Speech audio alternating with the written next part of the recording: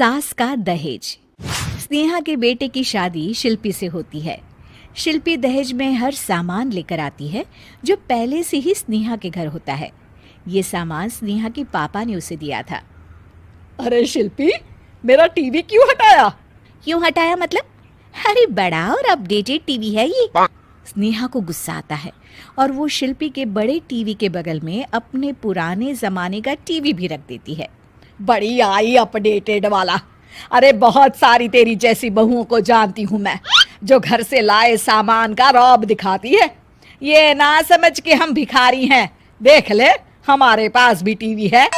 ओहो, जो करना है वो करो। कोई मेहमान आएगा तो हंसेगा कि एक ही जगह दो दो टीवी। हंसने दे, दुनिया भी तो देखे कि सिर्फ तू नहीं, मैं भी दहेज लेकर आई थी। अब यही हाल हर सामान का हो जाता है। ड्राइंग रूम में एक साथ दो तरह के सोफे रखे होते हैं, एक नया आलीशान तो एक पुराना लकड़ी का। शिल्पी स्नेहा की इस आदत से काफ़ी दुखी हो जाती है। एक टीवी पर रामायण चलती है तो बगल की टीवी में फिल्मी गाने, किसी को किसी की आवाज़ भी सुनाई ना पड़े वैसे। घर के दूसरे सदस्य भी सास बहू की इस आदत से परेशान हो जाते हैं। एक दिन स्नेहा की बहन उसके घर आती है और घर का नज़ारा देखकर हैरान हो जाती है। कहीं पुरानी फ्रिज के बगल में, कहीं नई फ्रिज, तो कूलर के ठीक ऊपर एसी।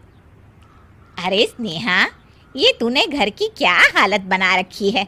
बहू रानी, तू तो नए जमाने की लड़की है, फिर घर को कबाड़ी बाजार सा कैसे सजा रखा है? नया फैशन है क्या? देखिए ना मौसी, माँ जी अपना पुराना सामान निकालना ही नहीं चाहती। वो सोचते हैं कि उनका ही सामान घर में रहेगा। अरे बहन, तू इस मामले में ना बोल तो ही अच्छा है।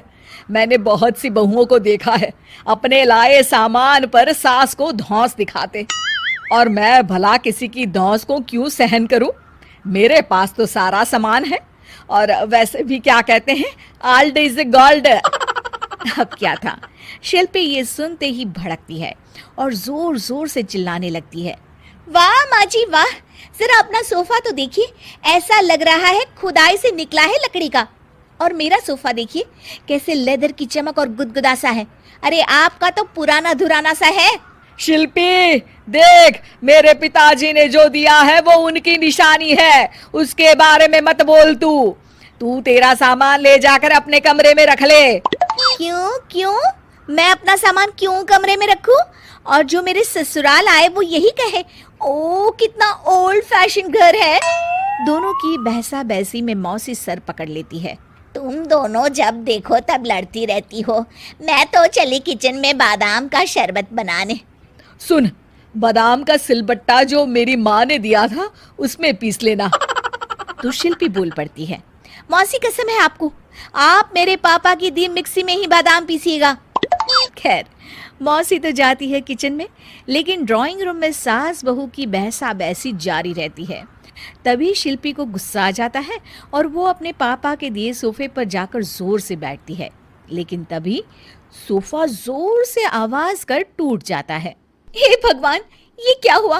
ये सोफा कैसे टूट गया? बेटा, अब समझ में आया ओल्ड इज गोल्ड क्यों कहा जाता है। टूट गया ना तेरा सोफा। तभी किचन से जोर से आवाज आती है और मौसी काली पीली होकर किचन से बाहर निकलती हैं। शिल्पी, तुम्हारी कसम के चक्कर में मैंने बादाम के लिए मिक्सी का उपयोग किया था, लेकिन जैसे ही प्लग ऑन किया, अरे मेरा ये हाल हो गया। और भरोसा करो आजकल की चीजों पर। मैंने तो कहा था तुझसे, माँ की सिलबट्टे पर बादाम को पीसती तो तेरा ये हाल ना होता और स्वाद का स्वाद बरकरार रहता।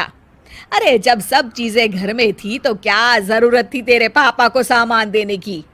वैसे भी बहू, आजकल दहेज वही मांगता है जिनकी खुद की काबिलियत नहीं होती। आप ठीक कह रही हैं माँ जी।